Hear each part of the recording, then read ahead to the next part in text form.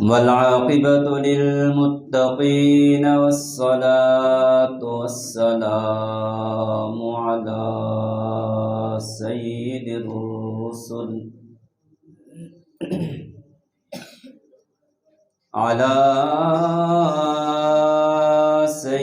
الرسل وخاتم الأنبياء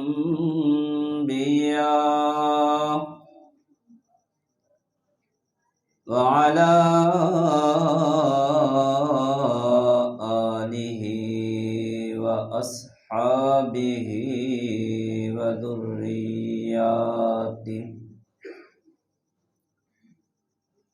وذرياته أجمعين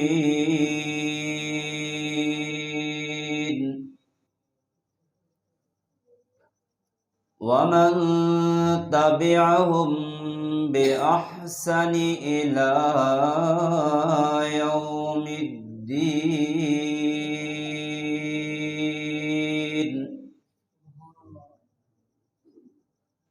أما بعد فأعوذ بالله من الشيطان الرجيم.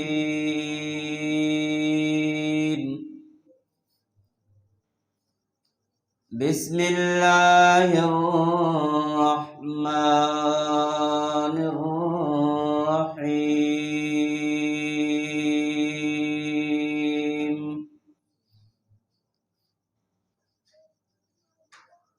يا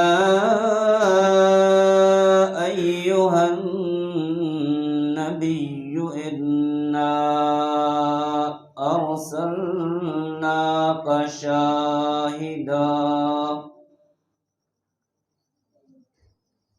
شاهدا ومبشرا ونذيرا.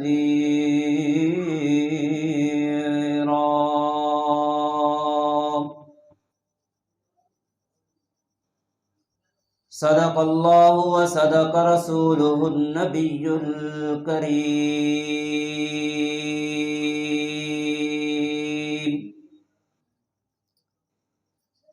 درود پاک پڑھ. اللہ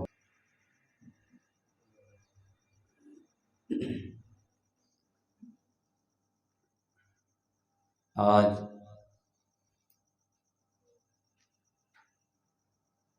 اس جامع مسجد کے اندر آپ حضرات کے سامنے پہلی مرتبہ ملاقات ہو رہی ہے. قاری عبدالشکور فاروقی صاحب دعوت برکاتہم العالیہ کے حکم پر آپ حضرات سے ملاقات کا شرف حاصل ہو رہا ہے.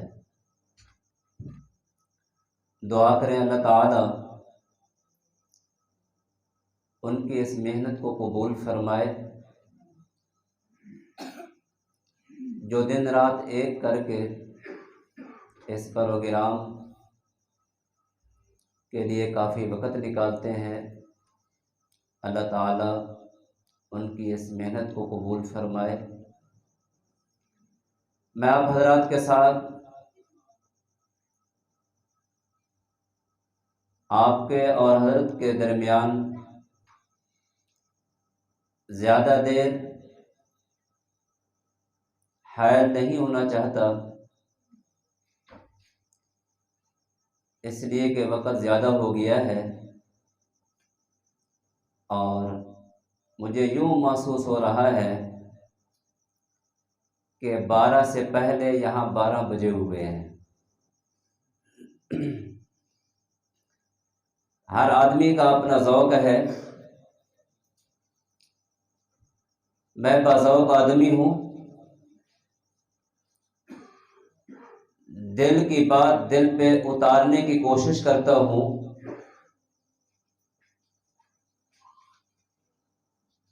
اس لیے آپ کو اگر کوئی بات سمجھ آئے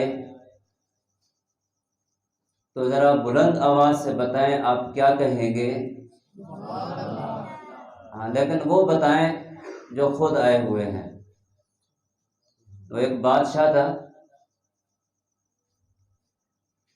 انہوں نے 2 جھنڈے لگائے، ایک سرخ اور ایک سبز۔ تو انہوں نے کہا جی اس طرح کریں، جو بیوی کے کہنے پہ آئے ہوئے ہیں وہ سرخ کے نیچے چلے جائیں، اور جو اپنی مرضی سے آئے ہوئے ہیں وہ سبز کے نیچے چلے جائیں۔ اب جو بھی آ رہا ہے وہ سرخ کے نیچے چلا گیا، ہر کوئی اسی طرح کرتا جا رہا ہے۔ اب ایک صاحب آئے، وہ سبز کے نیچے چلے گئے۔ تو بادشاہ نے کہا آپ تو بڑے باذوق آدمی ہیں، خود آئے ہیں؟ تو وہ کہنے لگے نہیں میں خود نہیں آیا، یہ بھی میری بیوی کا حکم تھا، اس جھنڈے کے نیچے کھڑا ہوں میں۔ تو آپ حضرات بھی ماشاءاللہ خود آئے ہوئے ہیں، تو اس لیے ذرا جاگنے کا ثبوت دیں گے، اور یہ رات تو ہے ہی عبادت کی۔ بلا تمہید میں عرض کرتا ہوں، عنوان کی مناسبت سے انشاءاللہ حضرت تفصیل سے بیان فرمائیں گے۔ اللہ تبارک و تعالیٰ نے قرآن کریم کے اندر اپنے پیارے نبی ساقی کوثر، شافی محشر، آمنہ کے لال حضرت محمد الرسول اللہ، ایسے نہیں، شرم نہیں کرنی۔ میں اکثر کہتا ہوں ایک موقع ایسا آتا ہے جہاں ہمیں شرم آتی ہے، ورنہ ہم بولتے بولتے چپ نہیں ہوتے۔ وہ موقع یہ ہے کہ جب علماء کے سامنے بیٹھے ہوں تو اس وقت بلند آواز سے نہ سبحان اللہ کہیں گے نہ صلی اللہ علیہ وسلم کہیں گے، کیوں؟ اس لیے کہ شرم آتی ہے۔ علماء سے شرم نہیں کرنی چاہیے۔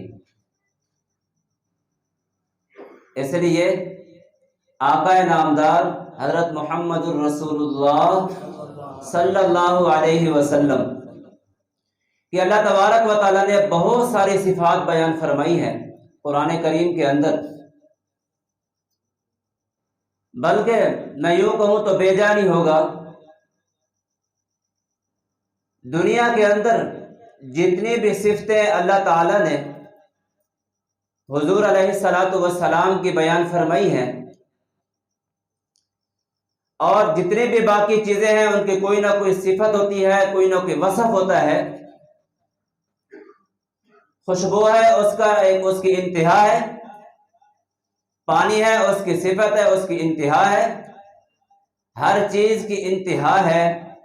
ایک میرے پیارے نبی کی ذات ہے جن کی صفات کی کوئی انتہا نہیں، اور یہ جو اللہ نے پیارے نبی کو صفتیں عطا فرمائی ہیں، یہ صفات میں تو یوں کہتا ہوں کہ یہ حضور علیہ الصلاۃ والسلام ان صفات کے محتاج نہیں، بلکہ یہ ساری صفتیں میرے نبی کی محتاج ہیں۔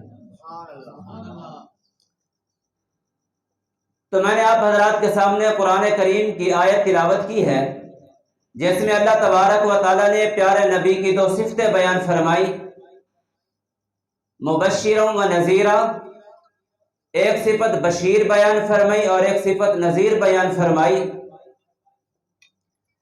تو اسی کی میں مختصر تشریح عرض کرنا چاہتا ہوں۔ الہ العالمین فرماتے ہیں یا ایہا النبی انا ارسلناک، ایسے نہیں، مجھے پتا چلے کہ آپ جاگ رہے ہیں، ابھی 12 نہیں بجے۔ انا ارسلناک شاہدا ومبشرا ونذیرا، الہ العالمین فرماتے ہیں میرے محبوب، ہم نے آپ کو رحمت للعالمین بنا کر بھیجا، وہیں پر آپ کو مبشر بنا کر بھیجا، بشیر بنا کر بھیجا، نذیر بنا کر بھیجا۔ الہ العالمین نے پیارے نبی کو یہ 2 صفتیں بیان فرما دی۔ اب میں دیکھتا ہوں میرے نبی میدان بدر کے اندر ہیں، سارے صحابہ آرام فرما رہے ہیں، سیدنا ابو بکر صدیق رضی اللہ تعالیٰ عنہ حضور کے باہر کھڑے ہیں، حضور علیہ السلام اللہ کے سامنے سجدہ ریز ہیں، اللہ سے مانگ رہے ہیں، اذ تستغیثون ربکم، الہ العالمین تستغیثون، حضور رب کے سامنے فریاد کر رہے ہیں، حضور رب سے مانگ رہے ہیں۔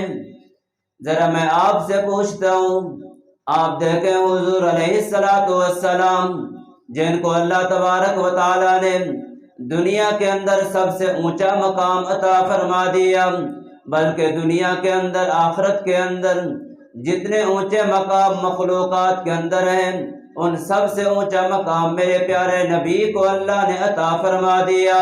حضور علیہ السلام سجدے کے اندر ہیں، اللہ سے مانگ رہے ہیں، اذ تستغیثون ربکم، تو حضور علیہ السلام نے ان مشکل حالات کے اندر، ان غمگین حالات کے اندر جہاں بے سر و سامانی کا عالم ہے، آگے 1000 لشکر مسلموں کا کھڑا ہے، کفار کا کھڑا ہے، حضور علیہ السلام نے اس تنہائی کے اندر اگر مانگا تو کن سے مانگا؟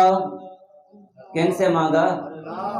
ایسے نہیں، دل سے آواز نکلنی چاہیے۔ حضور نے کن سے مانگا؟ جب مشکل پیش آئی تو کن سے مانگا؟ تو ہمیں بھی کن سے مانگنا چاہیے؟ اسی رب سے مانگنا چاہیے، اسی رب سے مانگ جس سے اللہ کے پیارے نبی مانگ رہے ہیں، اس رب سے مانگ جو میرے سے پہلے مولانا عبدالعزیز صاحب بیان فرما رہے تھے کہ تمام انبیاء نے مشکلات کے اندر رب سے مانگا، جہاں دعا کیے وہاں دعا کے ساتھ ساتھ رب سے بھی مانگا ہے۔ میرے پیارے نبی رب اللہ سے مانگ رہے ہیں، اذ تستغیثون ربکم، اللہ یہ میں چھوٹی سی جماعت لے کر کے آیا ہوا ہوں، آج تو ان کی مدد فرما دے، آپ سے مدد کا طلبگار ہوں۔ مانگتے مانگتے کافی دیر ہو گئی، بہر سے سیدنا ابو بکر صدیق رضی اللہ تعالیٰ عنہ عرض کرتے ہیں، حضور اللہ آپ کی دعا ضرور قبول فرمائیں گے، کہیں ایسا نہ ہو آپ کو کسی پریشانی کے اندر کوئی مصیبت نہ لاحق ہو جائے۔ حضور علیہ السلام نے ایک مرتبہ باہر جو سی جھوپڑی سے باہر تشریف لائے، جیسے باہر تشریف لاتے ہیں عصا حضور کے ہاتھ کے اندر ہے، مبارک ہاتھ میں یہ عصا لے کر کے حضور میدان کے اندر آ گئے، جیسے میدان میں آتے ہیں آ کر کے حضور علیہ السلام نے، بلکہ یہاں میں یوں کہہ دوں کہ اللہ تبارک و تعالیٰ نے میرے نبی کو یہ 2 صفتیں عطا فرمائی، مبشر و نذیرا، بشیر بھی بنا دیا، نذیر بھی بنا دیا۔ جس وقت میرے پیارے نبی کا رخ صحابہ کی طرف ہوتا تھا صفت بشیر نظر آتی تھی، اور جس وقت آپ کا رخ مبارک کفار کی طرف ہوتا تھا تو صفت نذیر نظر آتی تھی۔ حضور کوڑا لے کے آئے اور صحابہ کے سامنے آئے، آپ آ رہے، کوڑا رکھا زمین کے اوپر، فرمایا کہ اس جگہ کے اوپر ابو جہل قتل ہوگا، پھر کوڑا رکھا عتبہ شیبہ یہ قتل ہوں گے، نشانات بتا دیے، اور جب صبح کو مارکا ہوا تو جہاں حضور نے نشان لگائے تھے اور فرمائے تھے یہاں پہ قتل ہوں گے، یہ سارے کے سارے کفار اسی جگہ پہ قتل ہوئے۔ یہ صفت نذیر تھی، اور دوسری طرف صفت بشیر کہ حضور بشارتیں دے رہے ہیں، 1 2 نہیں بلکہ اس کی کوئی انتہا بھی نہیں ہے۔ حضور علیہ السلام جہاں رب سے مانگ رہے ہیں وہیں پر میں دیکھتا ہوں کہ موسیٰ علیہ السلام رب سے مانگ رہے ہیں، رب انی لما انزلت الی من خیر فقیر،